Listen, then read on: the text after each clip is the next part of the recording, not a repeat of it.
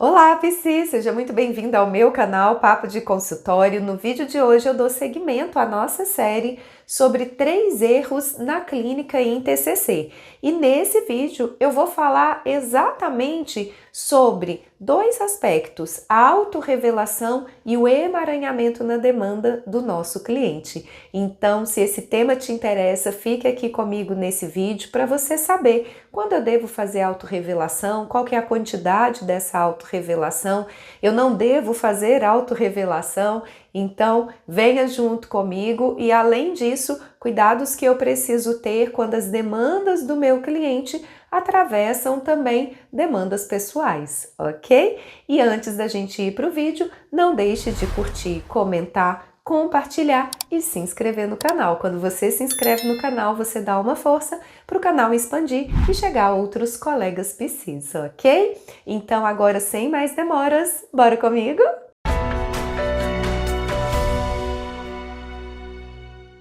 Bom, quando nós estamos então na clínica, nós seremos desafiadas pelas demandas aí dos nossos clientes. Muitas vezes essas demandas elas vão nos desafiar em áreas que a gente não tem tanto conhecimento, mas outras vão nos desafiar justamente dentro de demandas pessoais, situações que a gente está vivenciando na nossa vida pessoal. Então, nesse caso, possivelmente, se você não vivenciou uma experiência dessa na clínica, você vai vivenciar em algum momento que é o cliente trazer alguma informação, trazer alguma dificuldade, trazer algum ponto de sofrimento para ele na sua vida pessoal e que vai atravessar coisas que você também está vivendo ou coisas que você vivenciou na sua vida, mas que ainda não estão elaboradas. Então, nesse caso, o sinal de alarme ele precisa ser ligado, ok?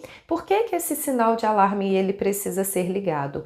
Porque vai ser importante você avaliar o quanto que isso está te impactando, o quanto que aquela demanda do seu cliente está ou não prejudicando a sua capacidade de realmente ter o julgamento correto da experiência e poder ajudar o seu cliente sem você fazer o emaranhamento.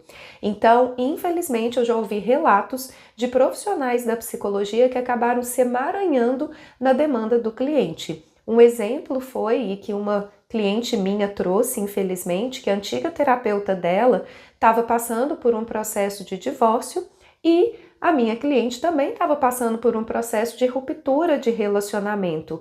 E aí, muitas vezes ela percebia que a psicóloga começava a falar com ela coisas que tinham mais a ver com opiniões ou cunho, né, de ideias e de coisas que essa pessoa estava defendendo do que necessariamente conversar sobre a própria demanda da cliente, ajudá-la realmente a esclarecer e elucidar qual que seria o melhor caminho possível, qual que seria a melhor estratégia de enfrentamento. Então, tome cuidado com isso. Se você foi emaranhada, se sentir emaranhada dentro da demanda do seu cliente, muitas vezes vai ser necessário, claro, o primeiro passo, você ir para a terapia para conseguir elaborar toda essa questão, mas o segundo, se você perceber que você não tem mais condição de fazer o atendimento daquela demanda de uma forma que realmente seja sem julgamento, sem influência, representando de fato o papel do psicólogo, que vai ser imparcial nesse sentido, então encaminhe o seu cliente para outro terapeuta, ok? E como que a gente faz esse encaminhamento? A gente abre realmente isso para o nosso cliente. Olha, isso que você está trazendo também para mim é uma questão de muita sensibilidade na minha parte pessoal, na minha vida pessoal. E eu ainda não consegui elaborar. Então, eu não estou conseguindo ter o melhor julgamento, ter, né, a melhor condução com você nesse sentido, porque eu tô enviesada também a partir dessas experiências que você está vivenciando. Então, nesse momento, um outro profissional vai ter mais capacidade de trabalhar com você isso que você está trazendo. Então, essa honestidade ela é importante porque isso é um compromisso ético que nós precisamos ter. É muito importante a gente preservar essa relação com o nosso cliente e muito muito importante também a nossa atuação não causar nenhum tipo de prejuízo. Então, fique atento a isso, atenta a isso, e se você acreditar que você está muito emaranhado e não vai conseguir lidar com isso, faça um encaminhamento, ok? Bom, e também muito dentro disso, dessa questão das demandas do nosso cliente, a gente também tem na TCC o que a gente chama de autorrevelação. E muitas pessoas, elas acabam encontrando dificuldade nessa questão da autorrevelação. Primeiro, o que seria autorrevelação, né? Seria justamente a gente trazer algo de cunho da nossa vida, algo de cunho pessoal, mas que vai ter diretamente a ver com a demanda que o nosso cliente está trazendo. E na autorrevelação a gente pode utilizar, seja para fortalecer uma relação terapêutica, ou seja também para a gente ajudar o nosso cliente a se sentir mais aliviado sobre alguma questão que ele está trazendo. Por exemplo, eu fui atender uma cliente que me apresentou uma demanda de luto. A mãe dela veio a falecer do mesmo tipo de adoecimento que o meu pai teve, ok? Então ali durante a conversa que a gente estava tendo, para a gente se conhecer, para a gente entender se eu poderia realmente auxiliá-la na demanda que ela estava trazendo, ela trouxe essa informação. E aí eu fiz essa autorrevelação com ela, né? Eu falei, olha, eu entendo o que você está vivenciando, eu entendo os desafios que você passou com relação à sua mãe. Por quê? Porque o meu pai teve o mesmo diagnóstico. Então, eu te acolho dentro da sua dor, mas também eu sei como que é essa dor no sentido pessoal.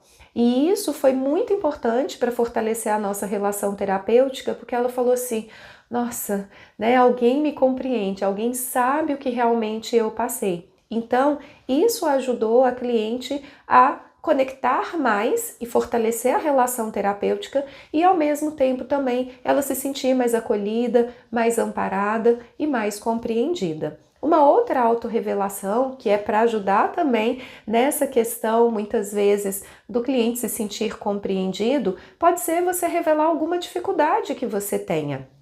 Então, já aconteceu de eu revelar para um cliente meu que a gente estava trabalhando a questão da disciplina, da procrastinação, e eu falar com ele, olha, eu vivencio esses mesmos desafios no meu cotidiano, então eu sei te falar que todos os dias eu luto contra isso. Então, é sempre ali um investimento para manter o foco, para manter a disciplina. Então, isso também para mim é um ponto, um calcanhar de Aquiles, algo que eu preciso ficar atento o tempo todo. E foi muito legal o feedback que ele trouxe para mim. A gente já tinha um tempo de caminhada e ele falou assim, nossa, Elaine, é muito bom ouvir isso, porque geralmente eu trago as minhas coisas, aquilo que eu preciso resolver, e fica parecendo assim que só tem isso, né? Que, por exemplo, você não tem nenhum problema. Então, quando você revela para mim que isso também é uma dificuldade, eu falo, ufa, né? Ela também me entende nesse sentido, ela também passa por essa dificuldade. E aí a gente normaliza. A gente também ajuda o nosso cliente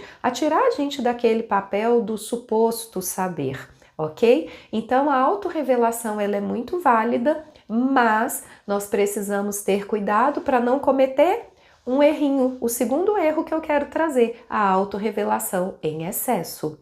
Então, durante o processo psicoterapêutico, você pode fazer a autorrevelação e deve fazer a autorrevelação, mas isso precisa ser estratégico e não você começar a bater papo ali com o seu cliente. Então, seu cliente está trazendo uma demanda ali e ao invés de você fazer a intervenção, você começa a bater papo. Ah, isso também aconteceu comigo. Nossa, foi assim, foi assado e tal.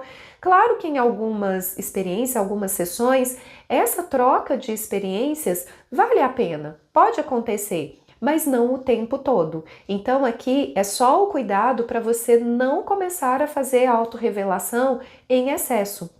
Uma colega psicóloga minha, ela até me disse uma coisa que eu achei muito interessante. Ela falou, Eliane, quando eu começo a sentir muita necessidade de fazer autorrevelação com o meu cliente, significa que eu tô precisando voltar para terapia.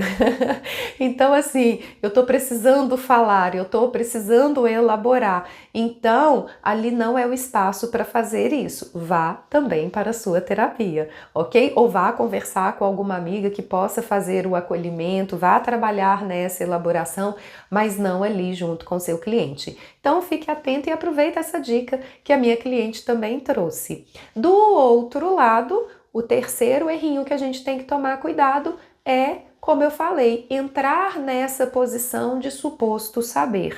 O que seria essa posição de suposto saber? O terapeuta está lá no altar intocado, o terapeuta está lá, né, uma incógnita por cliente dele, e isso não é uma prática muito legal.